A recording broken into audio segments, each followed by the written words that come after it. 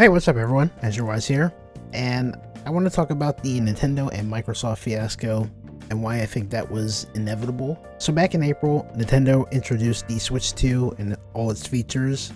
They also revealed that their launch title, Mario Kart World, will be $80.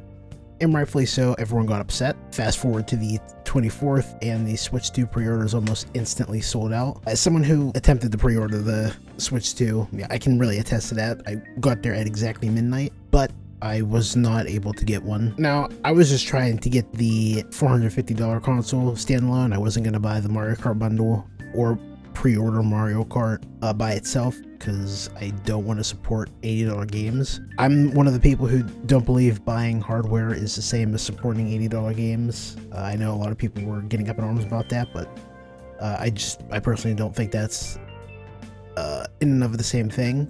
If you remember the PS5 and Xbox during their launch, or shoot, even the Switch 1's first launch, you'll know that unless you pre-ordered it, you most likely weren't seeing a console for a couple months and even a year. I know some people who didn't have a PlayStation up until like 2023 even. Anyway, fast forward to May 1st, and Xbox just announced that they will also be raising their prices to, well, they'll be raising the prices of all their consoles and accessories, and then they will also be making some of their first party games $80. And with that announcement, the first thing people did was crucify the Nintendo fans for buying into Nintendo's crap. And while they are partly to blame, I also think that this was inevitable, and let me tell you why. Now, for the record, I'm strictly speaking on the $80 games.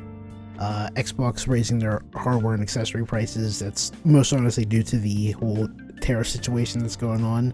Nintendo did the same thing with their accessories, but surprisingly kept the consoles to be the same price. It's pretty nice of them. So yeah, that's a different issue in and of itself, and I won't be speaking on that. So even before the announcement though, we saw a bunch of articles where it was said that a bunch of different developers from different companies were hoping that GTA 6 would release to be $100.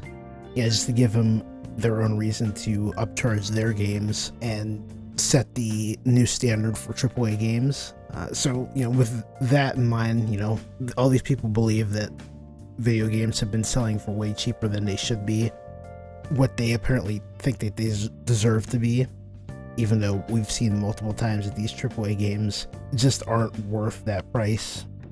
We've got a bunch of AA and even indie games that are doing way better. They don't look half as good as AAA, but they're less buggy, they're more fun, and they sell for what, $20 to $40. Isn't that crazy? The gameplay you're seeing right now is probably from Clear Obscure Expedition 33. I'm actually playing this on Game Pass, and it's pretty fun. And this game was actually, it's only I think it's like $40 or $50. I do plan on buying this on Steam just so I can support that company. But yeah, I've been having fun with this. And also, as we know, back in 2020, Sony basically raised the standard from $60 to $70. I didn't really see back then, or at least I wasn't looking as much as I was now, any outrage on that when Sony did that. But after that, everyone else followed suit, and $70 became the norm. I think after that, a lot of these companies realized that as long as a big name company, like the three console sellers, and or a third party company with either a high reputation, say like FromSoft or Rockstar, or even a company that has a very profitable IP, as long as they're the ones who raise the bar, the people will comply and the new standard will be set. And so we'll most likely be seeing Sony here maybe next coming month, or shoot, even maybe next week. They'll announce that they'll be raising their games to $80 too, and then that'll be that. Third parties will follow suit. For instance, Borderlands 4, a game that has been announced, had its own little direct They gave us a release date, and then they even pushed the release date forward ahead of its original release. Yet they still haven't announced the price of the game or even pre-orders.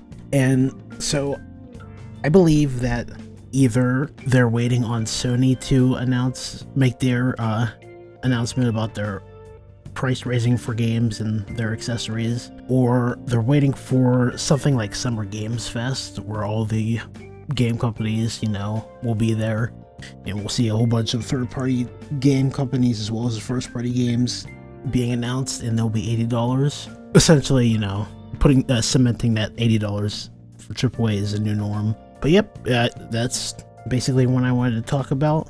I wouldn't even be surprised if games get raised to 90 with the next PlayStation and Xbox consoles.